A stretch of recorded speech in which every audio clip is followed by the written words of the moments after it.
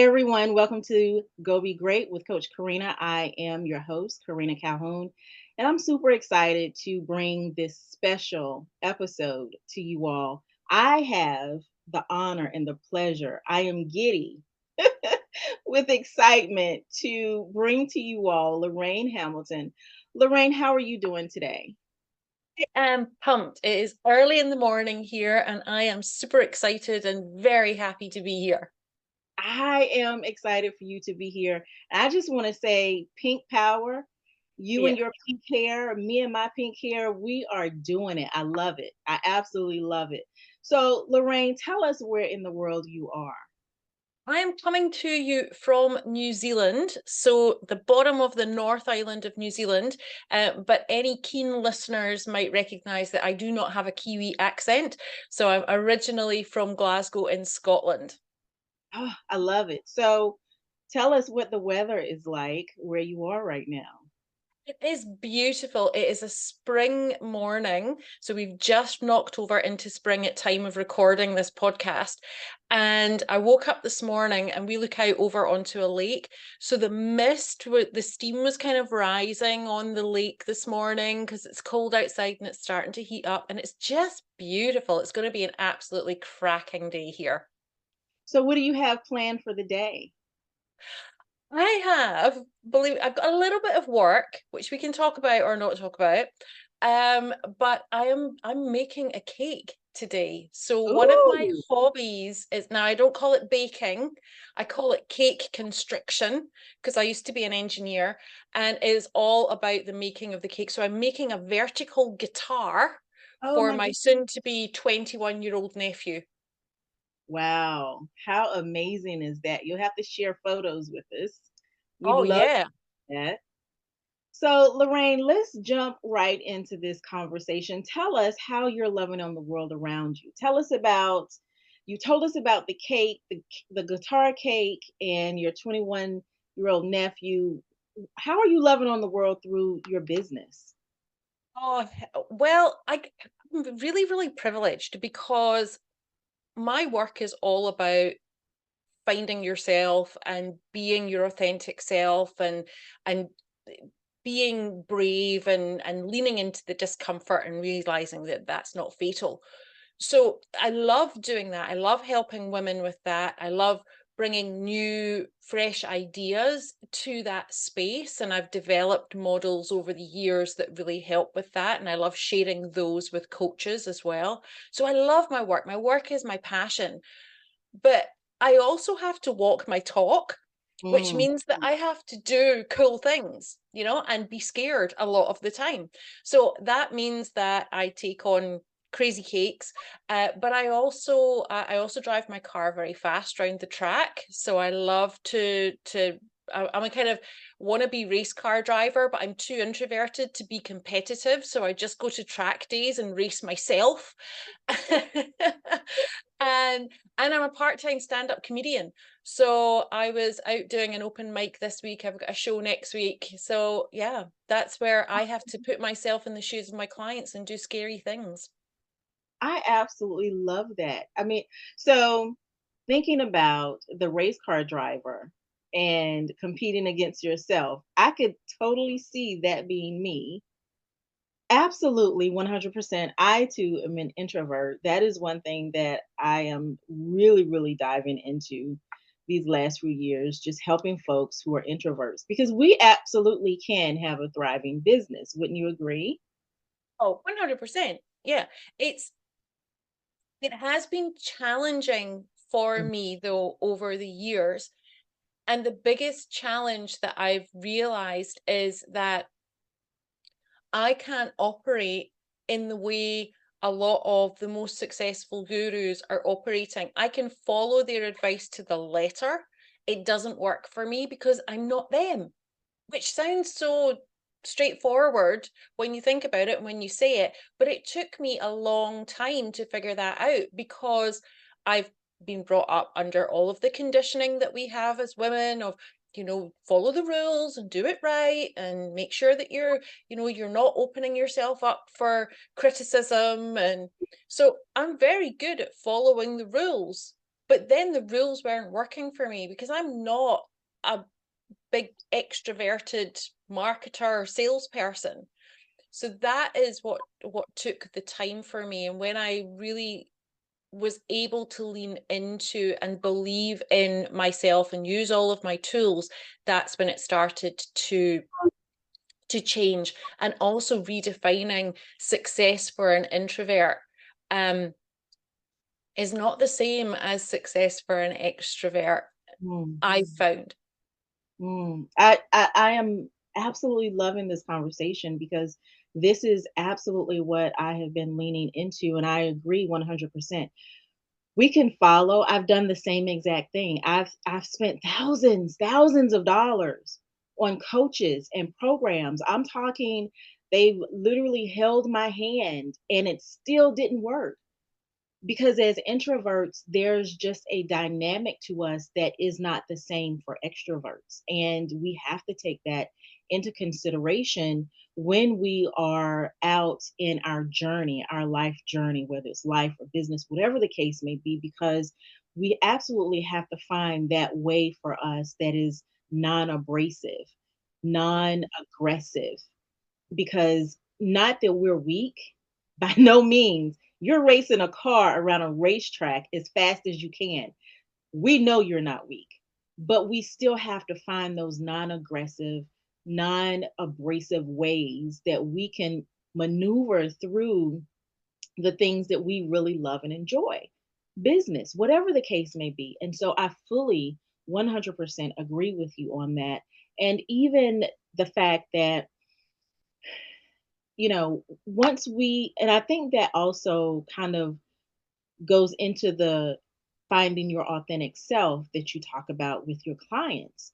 That is absolutely key to understanding the confidence that you want to have with really finding out what is that success statement for you. So let's talk about that. How are you really helping people to lean into that, because that is a necessity. I mean, I can't, my success cannot be yours and yours cannot be mine. Yeah, and it's something that can be quite difficult to untangle. So one of the first things, and probably the hardest thing that I do with my clients when I first meet them, is ask them what they want. And they can list off 100 things that they don't want, but they Mhm. can't answer what they do want. And when I question them a little bit more deeply into, oh well, I want six-figure months, or I want this, or I want that, and it's, well, why? What's at the heart of that? What will that give you? So there's a lot of values work that I do very early on with my clients, but I also have to change the way that they view the environment that they're in. So, for example, I was working with a client yesterday who she owns a factory, and it's a product based business, and one part of her job is to negotiate with corporate clients, and it's something that she really doesn't enjoy, because her experience of that negotiation is very different to the experience of the person on the other end of it. So by helping to reframe that, and giving her a little bit of insight into the fact that there has been a survey done that most men, when asked how they enter a negotiation, they will answer it's like a game that they need to win. Ask women how they feel about entering a negotiation, and they describe it as going to the dentist. So when you've got two people coming into a business scenario like that, it's there's a different energy around it. So reframing what's actually going on in your environment, in your terrain, I call it understanding the terrain. We need to see what has contributed to the environment that you're operating in, and let go of the things that are not working for you, reframe the ones that you have to keep, and look at where you are at your best. So there's a lot of very personalized work that goes into that. And knowing what we do about how we filter information. So Karena, you and I are having a similar experience right now, albeit we're in different parts of the world. We're sharing this space together. We're having this conversation. We're like minded. But the way that I'm filtering all of my extraneous information is different to the way that you're filtering all of your extraneous information. Therefore, we're having a completely different experience right now. So no one can tell you exactly what to do and how to be. The biggest unlocking of what success looks like for you is giving yourself permission to really feel into it and shape it the way that is going to work for you, your family, your environment. But we're not taught that. We're taught that success looks like a McMansion. It looks like money in the bank. It looks like a laptop lifestyle. It looks like all of these things. It doesn't mean any of that. It's what it feels like to you, but giving yourself permission to actually answer that question can be one of the hardest and most rewarding things that you do. You know, amazing conversation, just amazing nuggets. I knew that this was going to happen. I knew this was going to be such a great conversation. I had a conversation with my husband just this morning, and I asked him, I said, because we've never had this conversation as long as we've been married, because he is in a place right now where he does have still have his 9 to 5, but there's a lot of leeway that he has in that 9 to 5. And so this week, he's just kind of been really antsy, like, okay, I have this free time. What am I going to do? And so I asked him, I said, when we reach the point that we are, um, I would say, in our own mind, successful and we have the things that we're working towards, what is it that you want to do? And he said, I've never really thought about that. I said, you're going to have to think about it. Mm. And so he began to give me a list of things that really surrounds work. And I said, let's go deeper because that's still work. That's something, those are tasks that will end. But what is it that you, as a person, independent of me, anything, what is it that you enjoy? And he stood there and he looked at me. He said, I don't really know right now. And I said, okay, think about things that you would want to do that would fill your cup. And so he said, I don't know. I'm not sure. And so, even though we're talking to women here, men experience this as well. Human beings experience this. It's a human being experience. But I say all of this to say that it is a process. It is a work that we have to do within ourselves. I can is He's my husband. We've been married. I can't tell him what that looks like for him. So we can't walk into these relationships, these coaching, consulting, mentoring relationships. We can't read a book and it's there for us. We have to do the work to figure it out. And so Yeah. I want to encourage those that are listening, reach out to Lorraine because you've got to, it's great to say I want to be a six-figure earner, but for what? For Yeah. what? What are you going to do with it? What's going to happen once you get the six figures? Why do you want the six figures? Where are you going to go with it? So there's a lot that's incorporated in all of this, and we have to begin to really look below that surface level. Look at the root of everything, and then we'll have a better understanding. What do you think about that? Yeah, I love that, and it's all often difficult when you see your most loved ones struggling with this, and it's difficult as coaches not to want to jump in there and coach them, but we can't do that.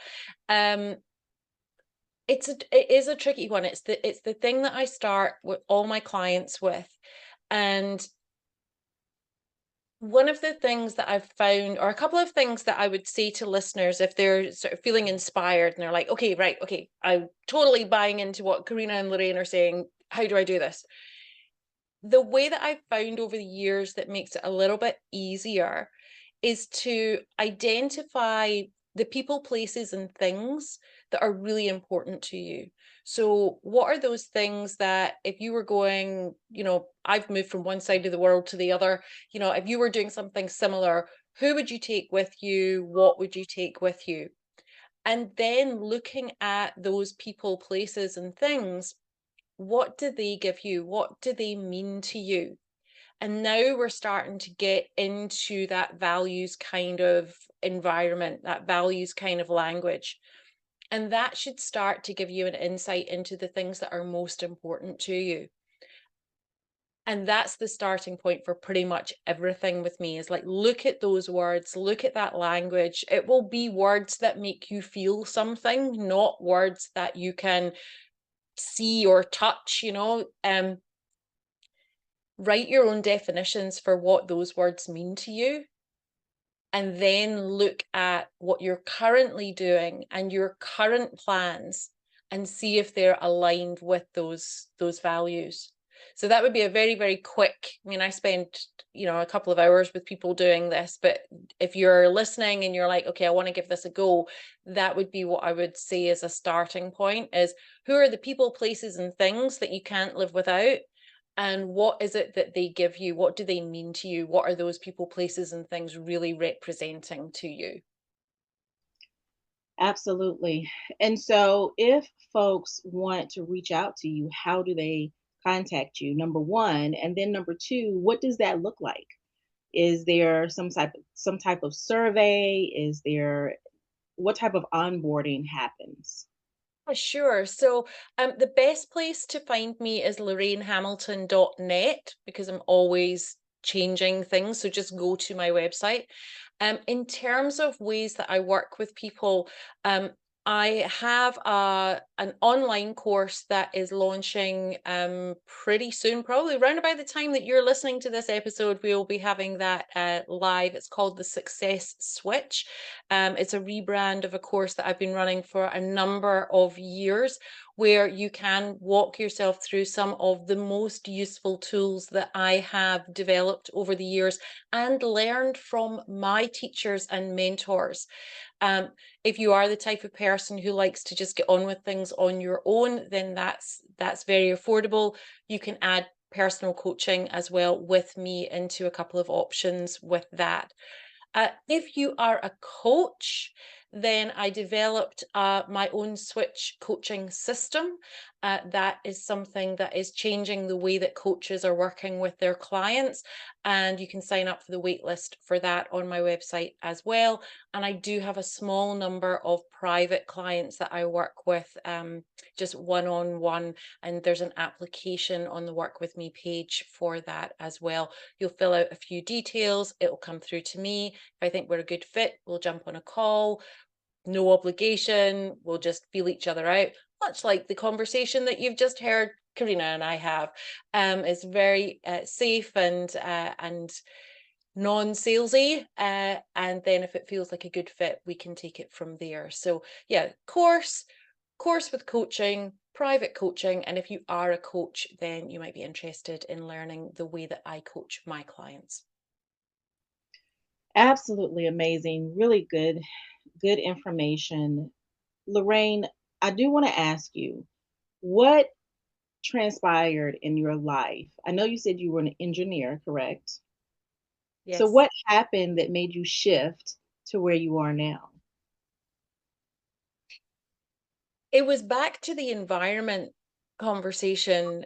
Really, I had a very difficult situation in one of my engineering jobs where I had a manager who just didn't know what to do with a female engineer. This was back in the 90s. I was the only female engineer. Um, and he wasn't, when I tell this story, I feel like people get this vision of some sort of bully boss. He wasn't like that at all. You would not meet a nicer man. This man was divine, but he didn't know how to create an environment where I could succeed. So no matter how hard I worked, it was never going to be as easy for him as it was for the guy engineers. So I was trapped in this, always knowing how to excel, going through school in my previous career, to suddenly, no matter what I did, I was always going to be the bottom of the pile. And that really did a number on my mental health. Um, so I left that role and discovered coaching and thought, wow, this is brilliant. This is exactly what I want to do. I want to help people to reach their potential without working in the mental health space. I didn't feel like that was the right space for me. So that's when I discovered coaching, which was 2005, 2006. I did my first certification in 2006, and then I've added multiple ones on since then.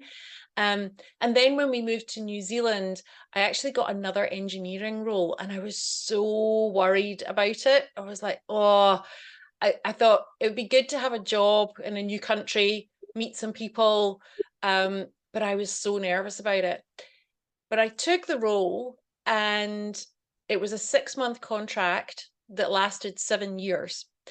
And I brought all of my coaching into the role from day one and was very quickly brought into people management. I was leading the engineering team. We then developed a culture that was heralded as being the model for the entire organization. We won an IBM Connexa award for people engagement. It was just beautiful to be able to go full circle. And of course, all that time I was still coaching and running my business on the side. So one point the job got too big and the business got too big, and I had to make a choice, and coaching was always going to win. So that was when I stepped into my business full time, which was about 7 or 8 years ago now. Yeah.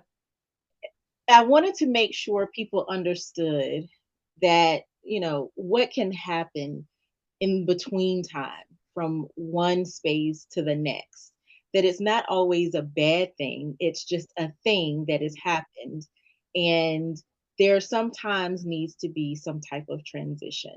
And so I wanted to be able to bring that conversation to the forefront. I truly appreciate all that you have done, all of the information that you have given, the jewels and gems. I feel like through this conversation, we have been pulled up a notch in our thinking and how we operate.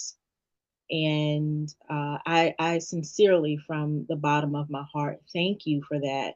That is exactly why we're doing this series, because I want to make sure we are not just staying where we are, but we're absolutely elevating and moving forward. So, thank you so very much. Do you have any last words of wisdom to leave our audience? Oh, so many. Which one shall I choose? Um, I think my invitation to everyone listening is that, yeah, I can share my words of wisdom with you, but the sooner you tap into your own wisdom, the faster you will grow. I love that. I love that. I absolutely love that. Amazing. I love it. So, Lorraine, thank you so very much for joining us here on Go Be Great with Coach Karena. This has been another amazing episode. This is a special series. We've had Lorraine Hamilton, and we will see you all on the flip side. Bye for now.